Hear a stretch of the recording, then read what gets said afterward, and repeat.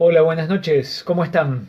Bienvenidas y bienvenidos al momento de buena lectura que cada noche compartimos y que ahora ya estamos dispuestos para poder hacerlo.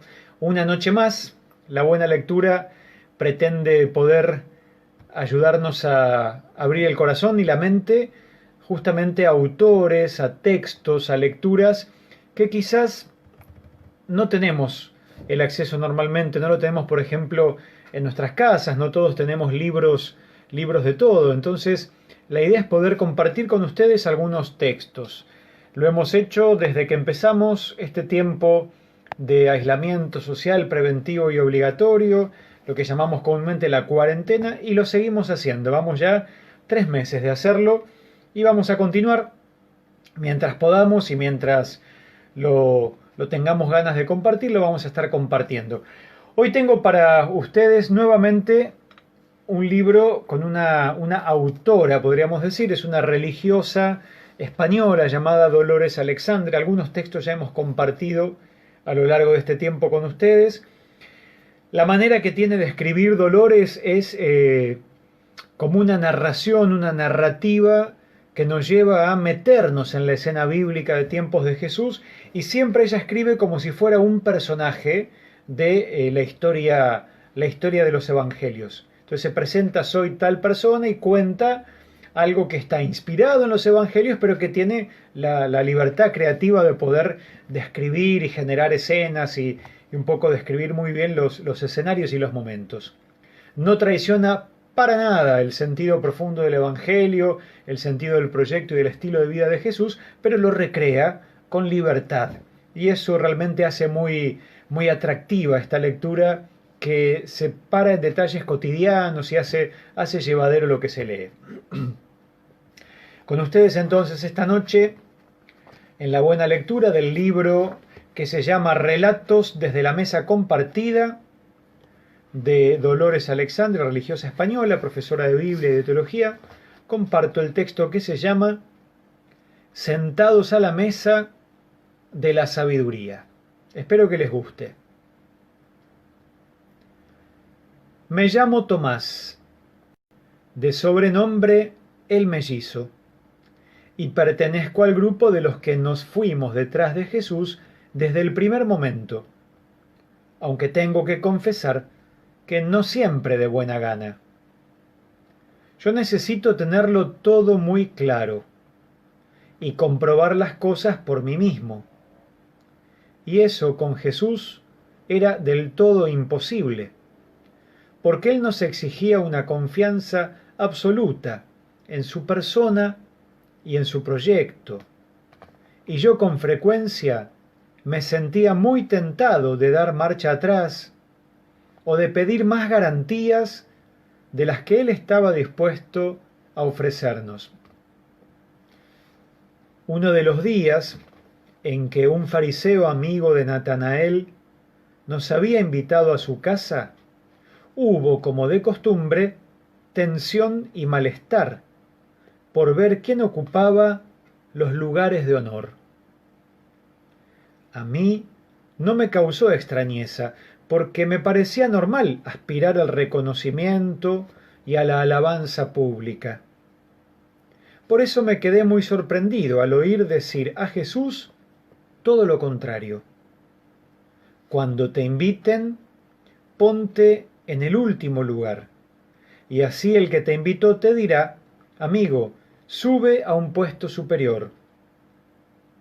En el fondo, no me pareció mal, porque al final la estrategia daba resultado. Así que, en la siguiente comida que había convocado Jesús en la casa de Leví, que teníamos como nuestra, me apresuré a ocupar el lugar que me pareció más borrado y humilde. Cuando entró Jesús, traté enseguida de que me viera, y lo conseguí. Se acercó a mí, según esperaba, y me invitó a situarme en la presidencia de la mesa. Avancé a su lado, procurando que los demás no notaran la complacencia secreta que aquello me producía. Y cuando por fin me encontré en el lugar que tanto valoraba, ¿qué dirán que hizo Jesús?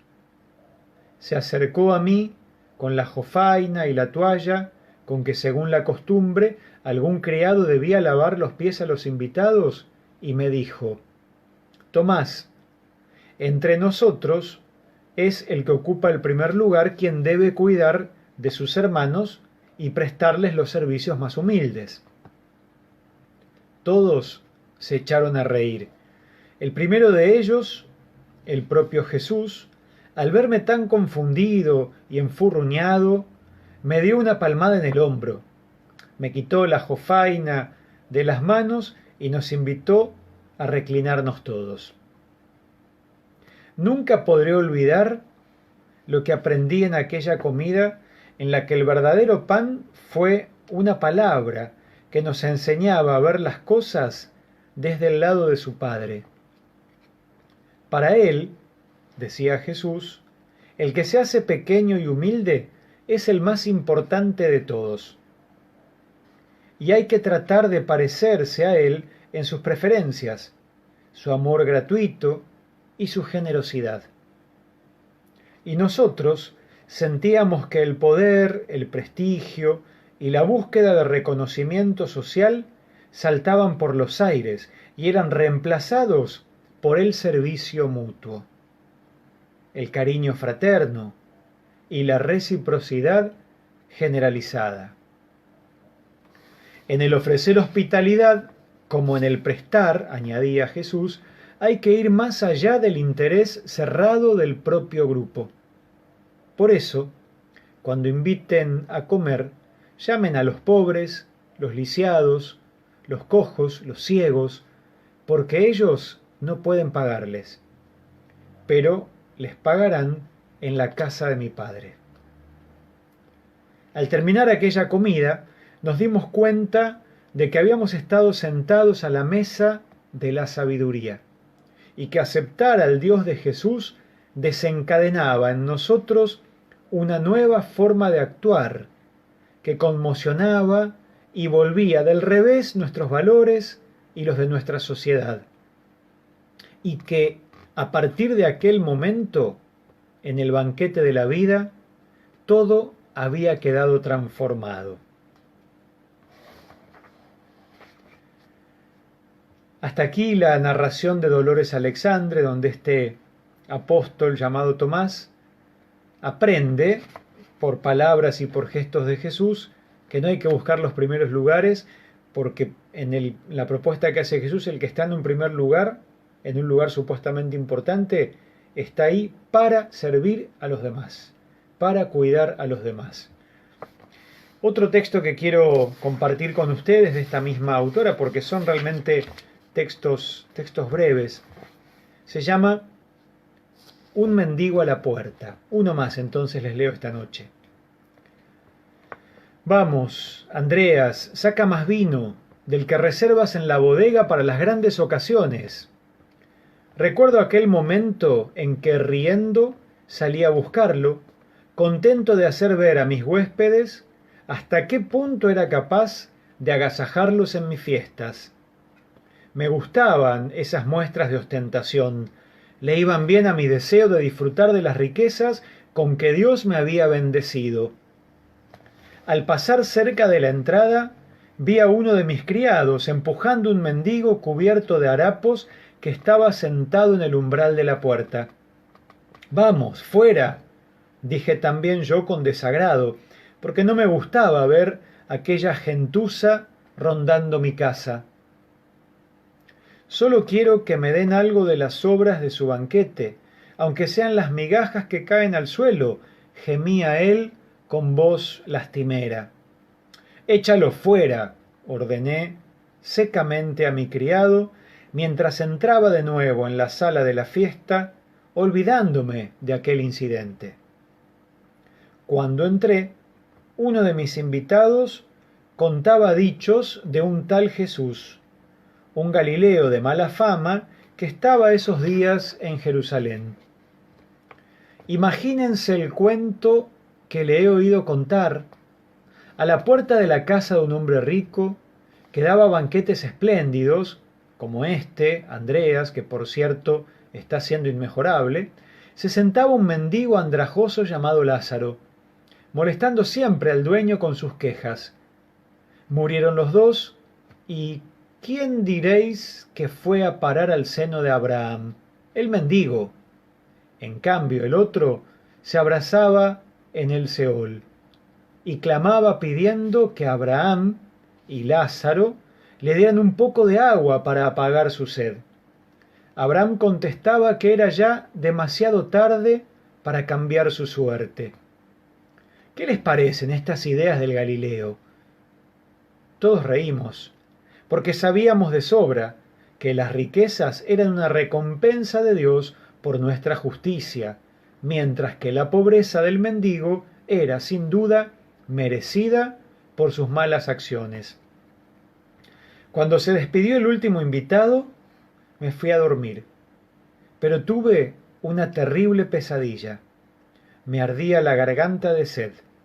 Mi lengua seca se me pegaba al paladar. Y desde el lugar pavoroso en que me encontraba, veía con claridad el rostro iluminado del mendigo que había expulsado de mi puerta, sonriendo y mirando en dirección a un resplandor que yo no veía, pero que supuse provenía del rostro de Abraham. Y lo más aterrador es que me daba cuenta de que la situación era irreversible y no podía ya hacer nada para cambiarla. Me desperté sobresaltado, inundado de sudor y de angustia, y no pude volver a conciliar el sueño. Al amanecer me eché a la calle, buscando quién pudiera decirme dónde encontrar a Jesús, sin saber aún hasta qué punto aquel encuentro iba a transformar mi vida. Han pasado muchos años, y aunque a él lo mataron, lo sabemos vivo entre nosotros. Ahora en el grupo de los que intentamos vivir haciendo lo que él hizo, nadie se sienta a la puerta mendigando migajas, porque en la comida fraterna en la que partimos el pan, nadie es más que nadie. En ella se comparten el alimento y los bienes. Y es imposible acumular, porque siempre hay hermanos que necesitan ser socorridos. La fracción del pan es para nosotros la manera concreta de crear fraternidad y de suprimir las barreras que las posesiones crean entre los hombres. Es entre nosotros mucho más que un rito, es nuestra manera de recordar a Jesús, y con ese gesto que nos reúne cada domingo para celebrar su resurrección, expresamos nuestra preocupación porque coman los pobres y desposeídos de la comunidad. Y lo hacemos no solo por razones humanitarias, sino sobre todo por una exigencia de vivir lo que llamamos la koinonía, es decir, la comunidad de vida y de bienes que sabemos está en lo más hondo de la razón de ser de nuestra Iglesia. Y sabemos que sólo cuando tratamos de vivir y compartir así, tiene sentido cantar los himnos de alabanza y la acción de gracias al Padre que brotan del corazón de nuestra asamblea. Bien, hasta aquí esta segunda historia, distinta en su modo de ser narrada, pero también con un estilo de mucha creatividad que Dolores Alexandre nos regala cada vez que escribe un texto. Espero que descansen, que tengan una buena noche y mañana estaremos otra vez compartiendo, si ustedes así lo quieren y se suman a este espacio, compartiremos entonces de vuelta la buena lectura. Que Dios los bendiga y que descansen.